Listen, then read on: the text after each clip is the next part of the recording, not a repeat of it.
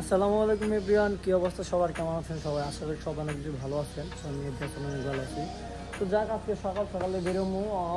কিছুদিন আগে একটা ট্রিপ মারছিলাম, যেহেতু রোজা রমজান মাস, এই জন্য ট্রিপের তেমন একটা চাপ নাই। আগে যেরকম চাপ ছিল এখন আর চাপ নাই। আর সকালে আসলাম, গাড়িটা খুব সুন্দর করে ক্লিন করে এলাম। আর আমাদের পার্কিংয়ে যথেষ্ট পরিমাণ গাড়ি কিন্তু এদিক দিয়ে মানে আছে, প্রায় 2-1টা গাড়ি পার্কিং খালি আছে। এখানে দুইটা ওই পাশে পার্কিং আছে, ওই পাশে পার্কিং হাইস্ট গাড়ি প্রাইভেট কার যথেষ্ট পরিমাণ আছে। হয়তো ওনার 2-1টা গাড়ি হয়তো টিপে গেছিল, এই জন্য হচ্ছে চলে গেছে। আর এই যে একটা গাড়ি টিপে থেকে সকালে আসলো, দেন এটা হচ্ছে দোয়াইত আছে। আর যে আমার গাড়ি, এটা হচ্ছে নিয়ে এখন বেরিয়ে চলে যাবো। সকাল সকাল স্টার্ট দিলাম, তার কারণ হচ্ছে মোবিলটা উঠাইতেছি, কারণ 4-5 দিন যাবৎ গাড়িটা একদমই বৈশা আছে, টিপ মারতে পারতেছে না। তো আজকে একটা টিপ হয়েছে, টিপটা রাত্রেবেলা হয়েছিল, আর এখন কিন্তু ইনশাল্লাহ এখন বেরোবো। আর এই যে গাড়ি কিন্তু দেখেন, এই যে মোবিল ওঠার পরে পানি পড়তেছে, তো আমার ইঞ্জিন মিঞ্জিন সবই ঠিক আছে আলহামদুলিল্লাহ। তো চলেন, আল্লাহ বর্ষা গাড়ি নিয়ে বেরোইতে আসি। আর যথেষ্ট পরিমাণ 4 দিন আগে গাড়ি ধোয়া পরিষ্কার করে যেভাবে রাখছিলাম ঠিক এইভাবেই আছে। আর ইনশাল্লাহ এখন শুধু আমি গাড়ি নিয়ে বেরোয় চলে যাবো। তো চলেন, আল্লাহ বর্ষা এখন গাড়ি নিয়ে বের হই। আল্লাহর নাম নিয়ে আমরা গাড়ি নিয়ে বের হয়েছি। আর প্যাসেঞ্জারের বাসায় যাওয়ার সাথে সাথে যেন ওনার উঠে গেছে। তবে এই জিনিসটা সবচেয়ে বেশি ভালো লাগে যে ওনাদের ওইখানে যাওয়ার সাথে সাথে উঠে গেছে। তো গতকালকে রাতে আমাকে ফোন দিছিল, দিয়ে বলছি যে সকাল 10টার সময় থাকার কথা। আমি দেন ওনাদেরকে আগে ফোন দিয়েছিলাম, বলছি ভাই আপনার রেডি হন, আমি আসতেছি। পরে বললো যে তুমি এখনই আগেই আইসো না, যেহেতু তোমার বাসা আমাদের এখান থেকে একদমই কাছে, এর জন্য হচ্ছে আমরা ফোন দিলে তুমি বের হয়ে চলে এসো। পরে বললাম যে হ্যাঁ ঠিক আছে, সমস্যা নাই, আপনারা রেডি হওয়ার পর আমাকে ফোন দিয়েন। পরে ওনারা আমাকে বলতেছে যে মেহেদি তোমাকে নিয়ে এসে বসায় রাখবো না, তুমি দেন আইসা শুধু আমাদের এদিক দিয়ে উঠাই নিয়ে দেন এদিক দিয়ে চলে যাবা। দেন ওনাদের কথা মতো দেন আমি আর কি ওনাদের মানে কথা মতো চলে গেছি। তো যাওয়ার পরে উঠাই নিয়ে বেরিয়েছি। আর আজকে আমরা কিন্তু যাইতেছি হচ্ছে ঢাকা আগারগাঁও শেরে বাংলানগর। তো ওনাদেরকে আমি জিজ্ঞেস করছিলাম যে কোথায় যেতে হবে।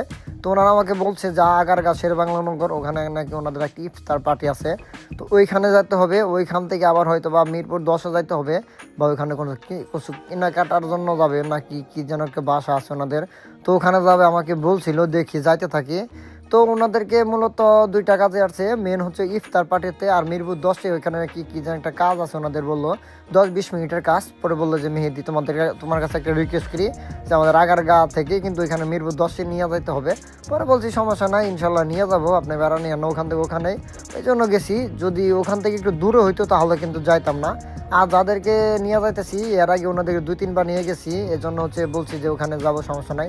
কারণ ভাই মানুষের ভালোবাসা দিলে ভালোবাসা পাওয়া যায়। যেমন ওনাদের একটা কাজ হঠাৎ করে আটকে গেছে, আমাকে বললো গাড়িতে ওঠা, পরে বলছি সমস্যা নাই, নিয়ে যাবো ইনশাল্লাহ। যাক আলহামদুলিল্লাহ, আমরা পাম্পে থেকে গ্যাস নিয়ে আসছি। আর আসার পরে দেন হচ্ছে বুট বাজারের একটু আগে দাঁড়াইছি, এই যে জাতীয় বাংলাদেশ উন্মুক্ত বিশ্ববিদ্যালয় মানে এটার সামনে আর কি দাঁড়াইছি মসজিদে যাওয়ার জন্য। আর আমাদের গাড়ি কিন্তু আজকে অনেকগুলো গাড়ি আছে, 5-6টা গাড়ি আছে। এখানে একটা, তারপর ওই যে পিছনে এই যে ভক্তবিন্দুর গাড়ি। ভক্তবিন্দু কি অবস্থা আপনার, কেমন আছেন? আল্লাহ রোজা রমজানের ভিতরে মাসের শুয়ে যাইতো দিন দিন কমে মিয়া, সব আল্লাহর দান। তো যাক, এই যে মসজিদে নামার জন্য দাঁড়াইছি, এখান থেকে চলে যাবো। আর আমার গাড়ি আর সামনের গাড়িটা কিন্তু সেম, দুইটা একই লাগতেছে, কিন্তু গোষ্ঠী মারছে ভাই, মানে কেদার দিয়া শেষ। আসার সময় বৃষ্টি হয়েছিল, আর এই গাড়ি কিন্তু আর আমার গাড়ি কিন্তু পুরো একদম হুবাহু সেম। তো চলো নামাজের টাইম,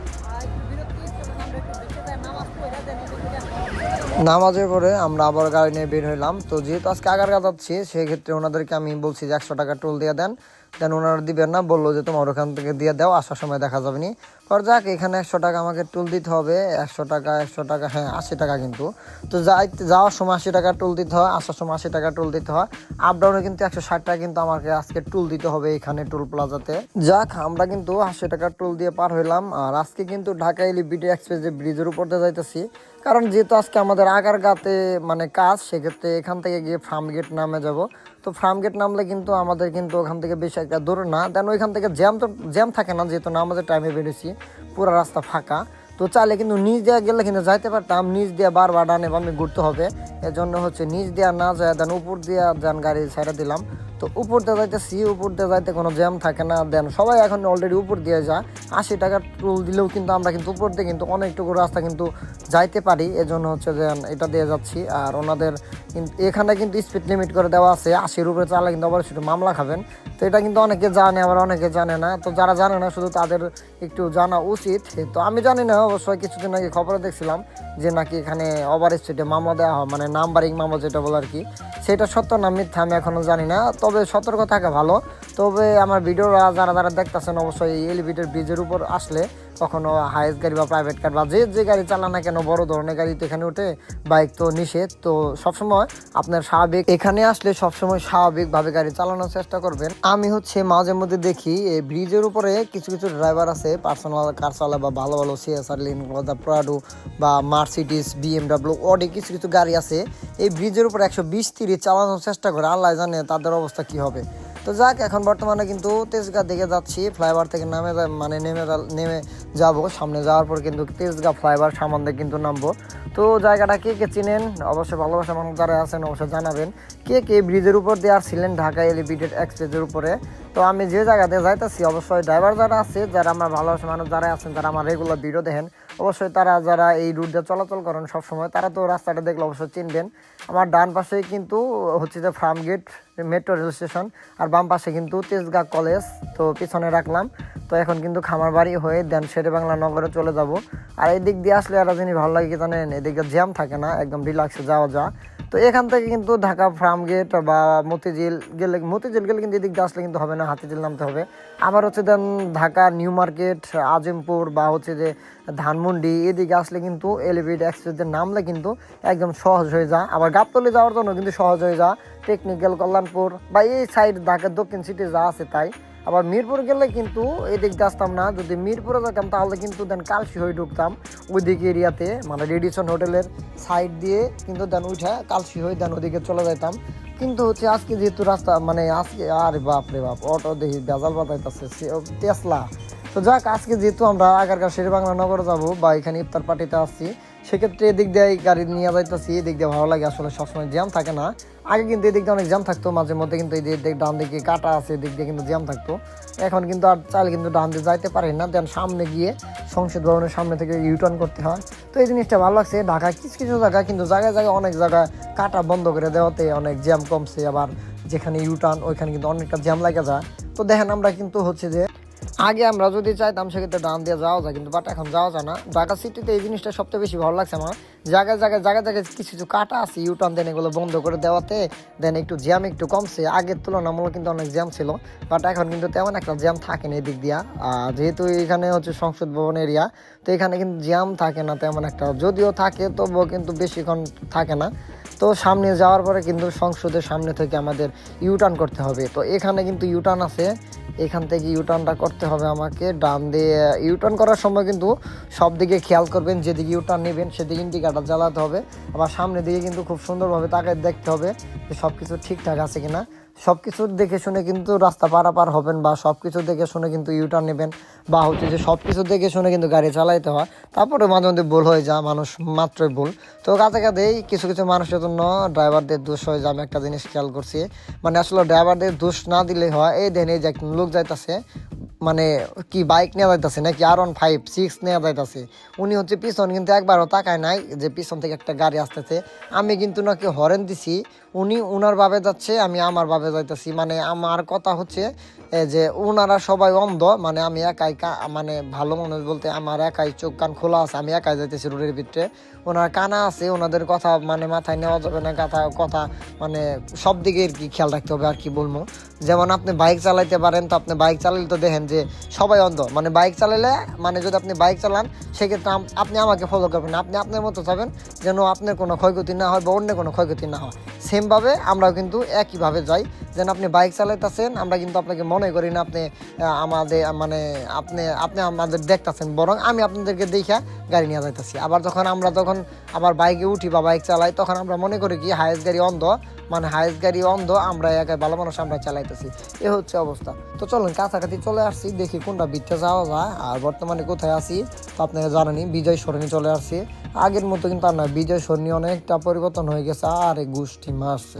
তো যাক, একদম মিরপুর 10-এ আছি। তো গোল চত্বরটা কে কে চেনেন, ভালোবাসা মানুষ যারা আছেন অবশ্যই কমেন্টস করে জানাবেন। আর আমি কিন্তু হচ্ছে মিরপুর 10-এ আছি এখন বর্তমানে। তো যাক, যেহেতু 3:30টার মতো বাজে, ইফতারের জন্য মানুষ দৌড়াদৌড়ি লাগা গেছে। এই জিনিসটা খুব বেশি ভালো লাগতেছে। একজনের মানে মার্কেট কইরা নিয়ে আসেন, ঘোরাঘুরি করতেছে। ইনশাল্লাহ আমারে বুইরা কাকু ছাইরা দিলে কিন্তু আমি যাইবার পারি আমার। তো যাক, এখানে একটু হালকা পাতলা সিগন্যাল থাকবে, 10-5 মিনিট একটু থাকবে আর কি। তারপর দেন কিন্তু ছাইরা দিলে কিন্তু অনার সিগন্যাল আমরা যাইতে পারবো। তো দেখেন চান্দি মান্দি ওরা আলাই দিছে, পুইরা মুইরা ছাই করে দিছাল। ওই হিসাবে আমরা আছে, মানে কোনো কিছু মানে যে ঘর ছিল আগে, রুম ছিল কিন্তু 5 তারিখের আগে, আর এখন কিন্তু এখানে নাই। ফ্লাইওভার ব্রিজের উপর কিন্তু দোকানপাট ছিল, তাও কিন্তু নাই। এই জিনিসটা ভালো লাগলো। তো দেখি একটু সিগনালে আছি, তবে এখান থেকে খুব দ্রুত সিগন্যাল পার হইলে দেন ওইখানে বাম পাশে রোডে দাঁড়াইতে হইব।